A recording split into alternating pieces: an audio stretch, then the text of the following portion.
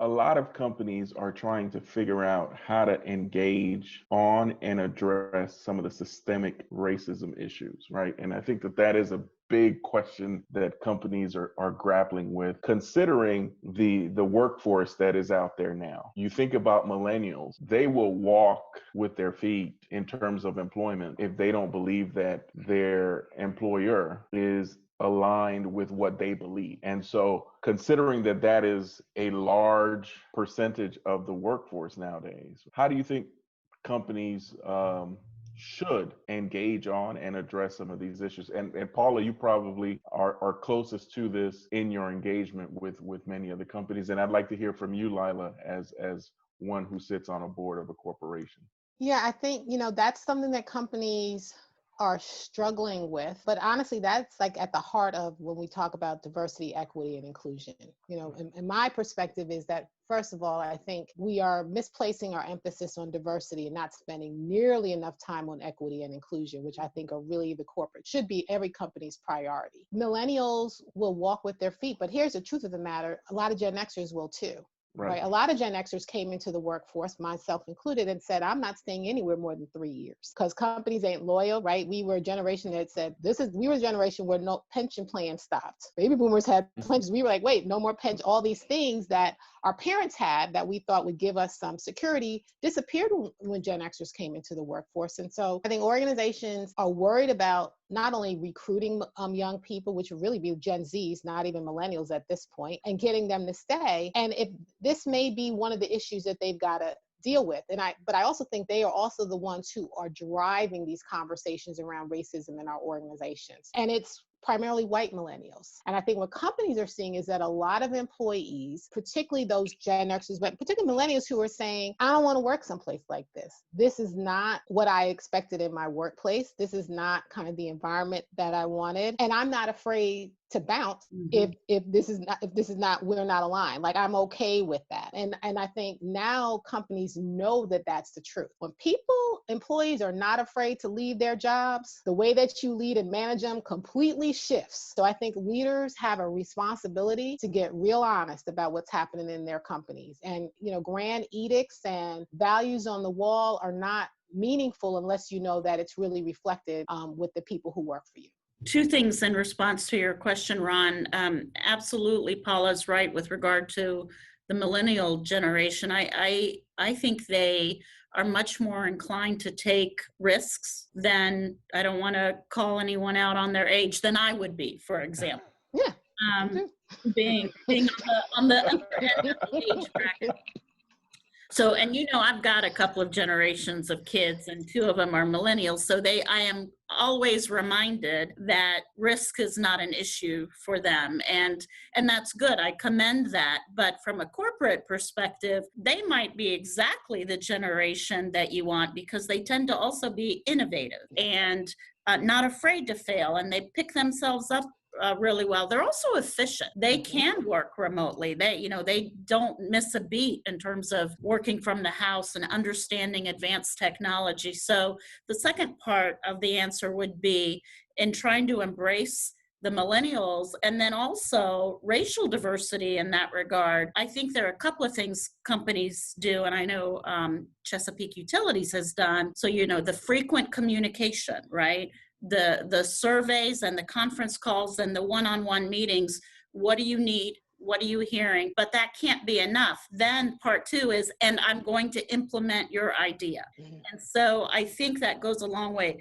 I've asked your opinion, I've heard you, and I've implemented, and then I'm going to have you see the fruit of your efforts. I'm going to include you. I do think not only regulated entities like utilities, but companies in general are going to have to look at how they're reshaping themselves in light of clearly Black Lives Matter, in light of COVID, and the fact that you have a hustle and grind gig economy out there that's not looking for the same type of work environment. In many cases, not even the same type of security, because I know with that security comes long-term obligations, as Paula mentioned, that many of them are not prepared to embrace. And I think, in particularly the African-American community, I think we have the most dynamic and entrepreneurial and innovative generation probably since the Harlem Renaissance. The utilities have an opportunity to capture that energy and balance it with their default obligation of reliability.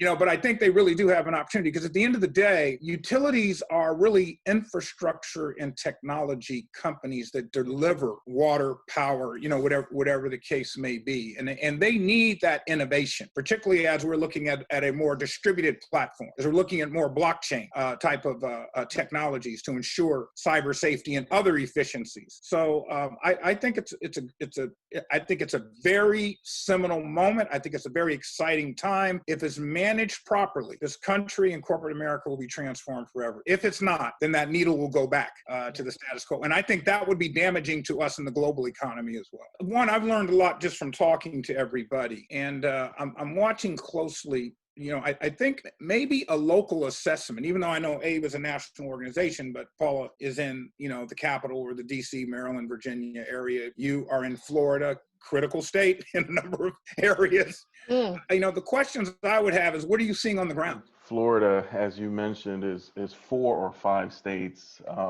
If you were to divide it up, you really have 5 different ways of viewing the world. And it's interesting to see how not only government, but how companies have been reacting to COVID, right? And then number 2, all of the challenges that they face as a result of having to address the issues of systemic racism, blatant racism, and how their team members are one, feeling the ability to speak up within their companies, whether they're provided a real forum for that to happen or not. And so it's been interesting watching from the sidelines to a certain degree how that's happening. So different companies have done different things. Some are trying to support and fund organizations. But my question is always, what are you doing internally? That is the biggest thing. What are you doing internally? What are you doing internally to show that whatever statement you projected and whatever investments that you're making out in the public are reflected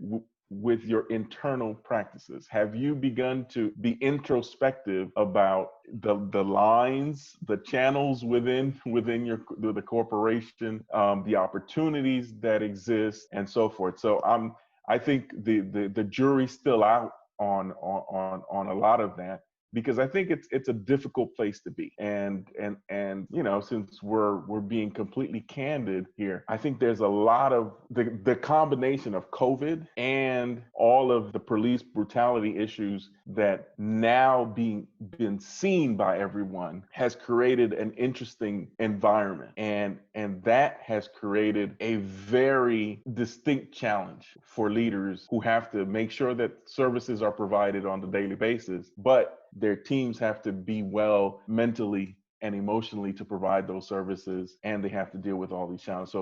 I think the jury's still out, and I hope that we can collectively provide advice and information to them to help them make it through.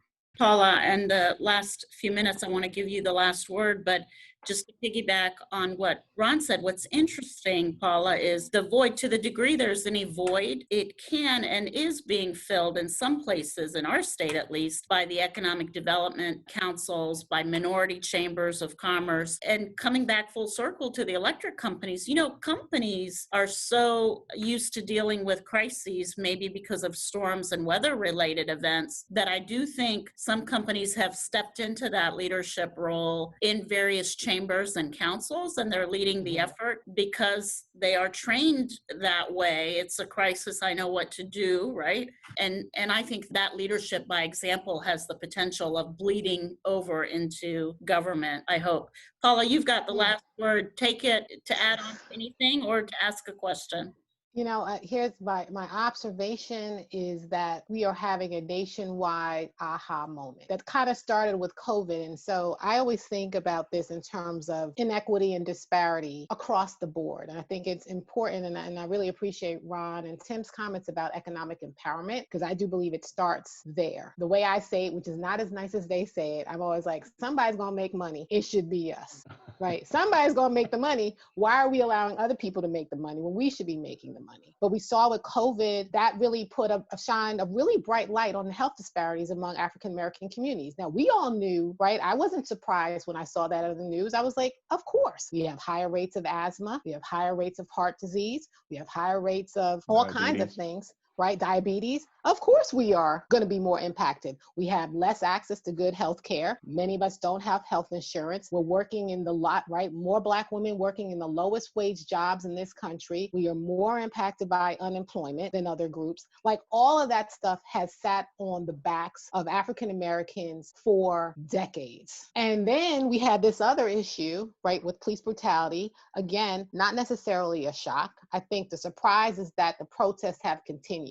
I was not surprised. I was saddened to see George Floyd killed on, quite frankly, live TV. But we've already talked Ahmaud Arbery, Breonna Taylor, Trayvon Martin, Tamir Rice, right? We get Sandra Bland, Eric Gardner, right. Seth Rich. Like, we can name the hundreds of people who had the same exact experience, and we just kept going about our day after about a week of screaming and yelling. And so I think for our country, we've had an aha moment of, like, when we talk about systemic racism and systemic inequities and institutionalized racism, we are talking about all of that. My perspective is that our industry should do what we can in the spaces in which we reside. And that does mean how are we spending our money as companies? I'm challenging companies that if you have a supplier diversity component as part of your business, then you should be measuring not just the total amount of dollars that you're spending, but how much are you spending with each group? And is that number for one group going down while another group is going up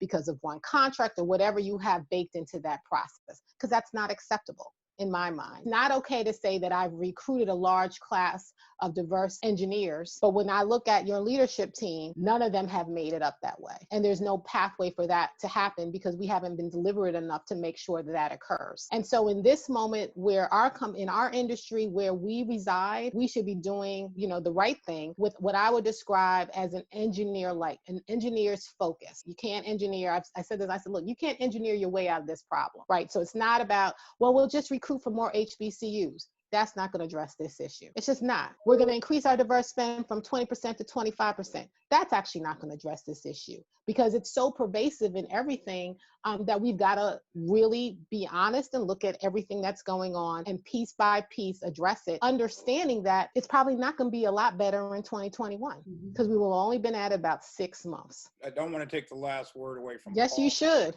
But I did want to take something related to commissioners that I failed to bring up in my statements, and that being, and I've had CEOs and CFOs particularly tell me that when a commissioner speaks up about these matters, they actually give the officer team cover. Yes. Yeah, that's true. Great point. I think it's important in terms of that regulatory relationship. And by the way, you don't have to be African American, you don't have to be a minority. When you speak up, you are helping that company with the reason why they have to do, as Paula so brilliantly stated as always, the right thing. Lila, I'm going to say one more thing. Please, because we want you to have the last word. No, this is the last word. But it is to say, listen, to the three of you as commissioners, thank you for your service. Because I cannot really fully, I think, express to you how important it is to me, not just personally and professionally, as a Black woman energy, how important it is to see reflections of myself on that bench. It's really, really important. And it's really important to see folks like Commissioner Linton, who was on senior staff and then moved to the bench, or Commissioner O'Gwen, who, like, all of it is so important because it is a demonstration to our companies that it's possible, that it actually is not that hard, and that it's important when they see that the commission is also reflective of these kinds of values. So I know that the work that you guys do is thankless, but I will say thank you so much just for like fighting the fight and doing it. Thank you for your leadership, Paula. Thank you for your leadership. So Tim, Ron, and Paula are going to be in Orlando November 11th through the 13th for the Florida's Women in Energy Leadership Forum. I think we need to get you down here so that we put this together live and in person in Orlando and check in, because I think Paula's absolutely right. We won't be done by November, but we've got to check in and we've got to update and we've got to talk about what's next. I want to thank each of you for your leadership, for your mentoring over the years, for everything that each of you has done to make my life better, for knowing each of you. Thank you, thank you, thank you. And until next time. See y'all Thank soon. you, Lila, Lila. the only woman I'm gonna get on an airplane for. I'm gonna come see you. My time with these three leaders has left me energized and inspired. I've often said that my time on the Florida PSC was one of the most humbling opportunities I've ever had. A role that I never took for granted, and one where I was always cognizant of the impact our decisions had on the entire state, from impact to rates to utility policies, and internally the impact we had on staffing and leadership. There is so much we can do using our own space. I'm committed to providing opportunities for others, but we can each do that. I ask that you join me. Get to know your colleagues, your minority colleagues. Ask questions, listen, and then act to provide those economic opportunities for all. When we do that, we're all better for it. But as Paula Glover likes to say, it's just the right thing to do. Please hit the subscribe button for notifications of future videos and for more information on the Florida's Women in Energy Leadership Forum. Thank you for watching. I look forward to seeing you soon.